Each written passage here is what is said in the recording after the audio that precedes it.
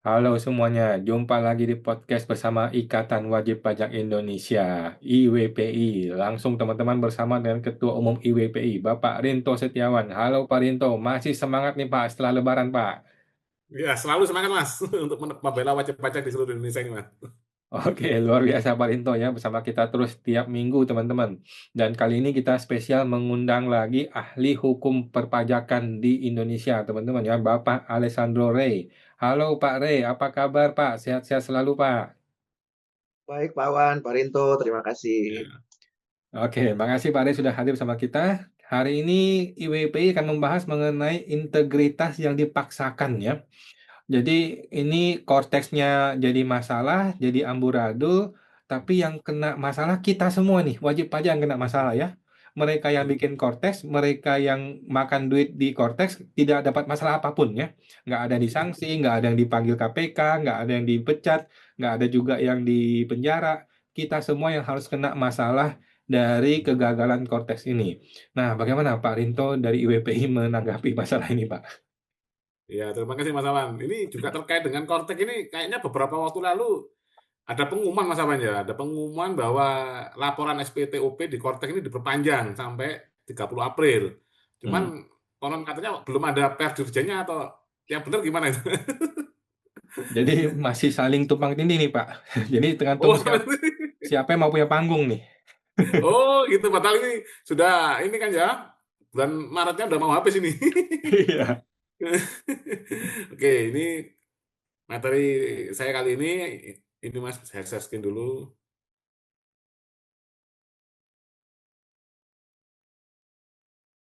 Ini Mas,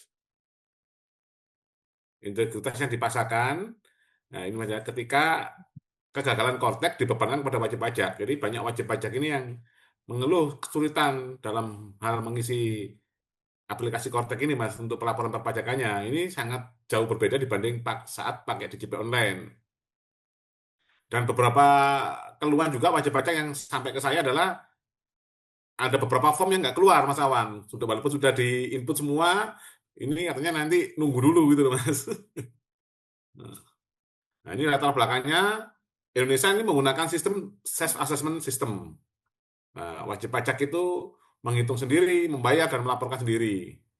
Nah, syarat sistem ini berjalan adalah aturan yang jelas, sistem yang mudah dan administrasinya stabil dan juga petugas perpajakannya harus kompeten.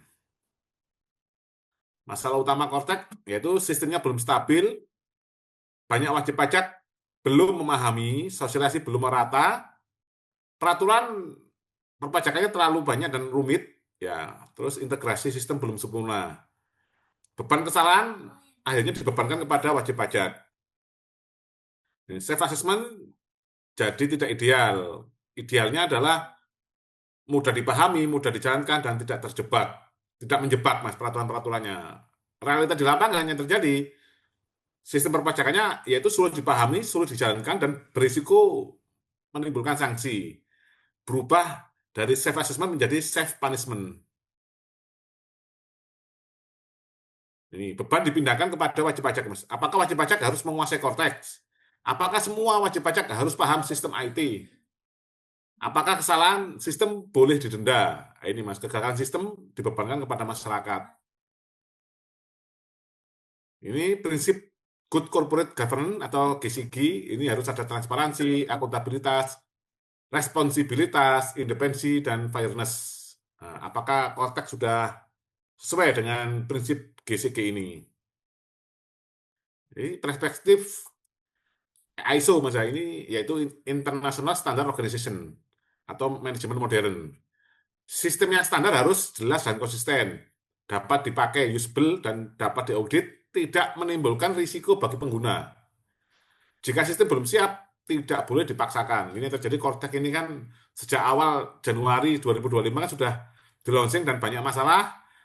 Ada juga yang awal tahun itu Mas, awal yang untuk wajib pajak besar, pencetakan faktur pajaknya kan pakai DJP online Mas ya, yang di atas 10.000 faktur per bulan itu. Itu kan sebenarnya sudah tanda-tanda sistem belum siap. Makna integritas harus jelas. Apakah ini integritas? Nah, ini sistem belum siap tapi dipaksa. Wajib pajak bingung lalu didenda. petugas belum paham, tapi wajib pajak harus paham. Ini seringkali kita terima adalah saat kita lapor ke KPP itu akan diarahkan ke pusat. Ini kita nggak tahu, tunggu dari pusat seperti itu, Mas. Integritas bukan sekedar slogan, integritas harus terlihat dalam kebijakan. Ini fakta di lapangan. Petugas belum menguasai penuh sistem Kortek ini, Mas. Banyak pertanyaan dilempar ke pusat, konsultan pajak masih adaptasi, wajib pajak akhirnya bingung di KPP. Jika aparat perpajakan belum siap, mengapa wajib pajak dituntut sempurna? Kesalahan sistem tidak boleh dibebankan. Nih, kesalahan sistem tidak boleh, tidak sama dengan wajib pajak yang salah. Kesalahan aplikasi tidak sama dengan wajib pajak yang harus kena denda. Kesalahan prosedur tidak boleh wajib pajak yang tidak dianggap wajib pajak tidak patuh. Ini bukan integritas, ini adalah pemaksaan. Dampak ke sistem pajak nasional. Kepercayaan publik menurun, kepatuhan turun, konflik dan ketakutan meningkat. Nah ini, Mas. Self assessment melemah, sistem pajak tidak sehat. Yang kita lihat beberapa waktu lalu adalah adanya penurunan, Mas ya. Pelaporan ini wajib pajak OP dari tahun kemarin itu menurun, dan ada beberapa pengamat yang mengatakan bahwa ini karena pengaruh Kortek juga. Ini sikap IWPI, Kortek perlu evaluasi serius. Sistem tidak boleh dipaksakan, wajib pajak harus dilindungi, integritas harus dimulai dari penyelenggara. Prinsip yang harus dikembalikan, ini melayani bukan menjebak, memudahkan bukan mempersulit, membina bukan menghukum, adil bukan memaksa. Integritas sejati bukan pada kerasnya aturan, tetapi pada keadilan dalam pelaksanaan. Jika sistem belum siap, jangan bebankan kegagalannya pada wajib pajak. IWPI akan terus mengawal agar sistem perpajakan Indonesia kembali adil. Self-assessment tanpa kesederhanaan akan berubah menjadi self-punishment. Seperti itu, Mas Awan. Jadi kita ini kan mengisi banyak form-form itu yang akhirnya seakan-akan kita tuh menghukum diri kita sendiri, terus kalau ada kesalahan isi. Oke, thank you Pak Rinto, luar biasa ya. Self assessment jadi self punishment. Kita mestinya lapor diri sendiri dengan benar, tapi semakin dilapor semakin menggali lubang sendiri nih. Makin bunuh diri kita ini. Oke, ini bagaimana dengan Pak Rey ya? Mungkin boleh ditanggapi nih Pak Rey. Bagaimana nih uang 1,4 triliun pakai uang kita sudah dirampok oleh orang-orang ini, kemudian produknya dibikin, jadinya sampah, kita juga jadi korban Pak ujung-ujungnya. Mereka enak-enak aja tuh. Yang satu sudah terbang ke Amerika, yang satu jadi komisaris utama Bank BUMN. Gimana nih Pak? Ya, terima kasih Pak Awan, Pak Rinto. Ya. Memang dari sejak awal tentu Cortex ini kan sudah menjadi trending topik ya, dan sampai sekarang terus menjadi trending topik ya, karena selain daripada anggarannya besar, juga kompleksitasnya itu masih terlihat sangat jelas gitu ya. Nah kalau kita bicara anggaran besar ini kan tentu ekspektasi daripada wajib pajak adalah semakin mudah begitu ya Pak. Tapi kan kita juga nggak bisa menampik fakta bahwa ada karyawan wajib pajak sampai kemudian mengalami stres dan bunuh diri begitu ya. Setidak-tidaknya mengalami kematian gitu ya. Nah, kalau ini yang terjadi, maka manfaat atau benefit dari yang disebut Pak Awan 1,3 atau lebih itu triliun itu kan tidak menjadi bermanfaat gitu ya. Nah, yang kedua masalah kompleksitas ya. Harusnya kan ketika aplikasi atau software itu dibuat, maka segala sesuatu menjadi mudah ya. Saya sendiri coba memahaminya dan belajar Cortex itu, dan saya melihat ada beberapa plus yang berbeda dengan DJP online. Tapi memang ada pekerjaan rumah itu yang memang belum sepenuhnya itu lengkap dan tersedia di sana ya. Misalnya saya berikan contoh di lampiran 1 huruf E, yaitu mengenai BUPOT. Ya, itu nggak sama dengan di lampiran D, mengenai jumlah pajak penghasilan misalnya. Jadi kita harus memasukkan apa yang ada di E itu ke D secara manual, supaya bisa mengetahui jumlah total pajak penghasilan. Nah, itu menandakan bahwa kompleksitasnya masih terlihat dengan jelas ya. Kemudahannya belum ada dong dari 1,3 triliun tadi ya. Harusnya kan kalau kita bicara mudah, semuanya bisa dihitung sendiri. Kalau kita lihat di aplikasi Cortex di bagian depan atau di SPT induknya itu di halaman paling depan itu memang mereka menghitung secara otomatis, tapi ternyata kan faktanya tidak akurat ya. Jadi kita harus kadang-kadang mengedit secara manual sehingga aplikasi itu bisa menghitung. Dan ternyata kalau kita tidak melakukan apa-apa, aplikasi itu juga nggak bisa menghitung Pak Awan dan Pak Rinto. Jadi eh, kecanggihannya belum terlalu terlihat ya, tapi kompleksitasnya masih terasa.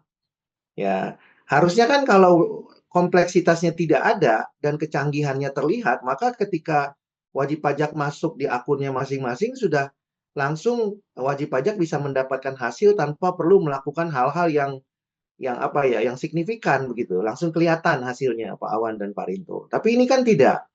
Kita tetap harus mengedit gitu ya. Kita harus memastikan ini nggak salah gitu ya. Karena nanti kalau salah, maka hitungannya juga akan menjadi salah. Nah ini membuktikan bahwa kompleksitas itu masih ada ya. Bahkan sampai ada guyon di beberapa medsos ya Pak Rinto dan Pak Awan, jangan-jangan hitungan PPh yang masih harus dibayar oleh Pak Menteri Keuangan ini salah juga ngitungnya ya.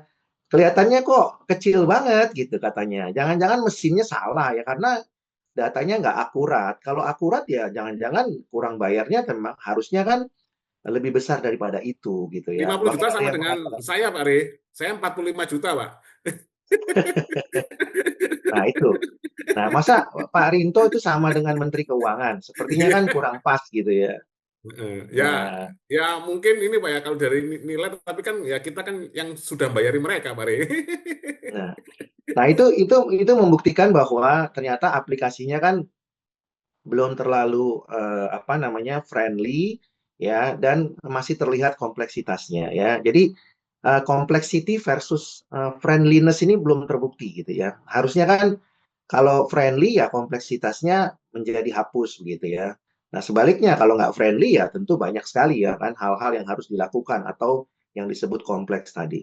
Nah dengan demikian maka apa yang dianggarkan itu belum terasa manfaatnya dan oleh karena itu hal tersebut berpotensi untuk kemudian ditindaklanjuti oleh aparat penegak hukum ya.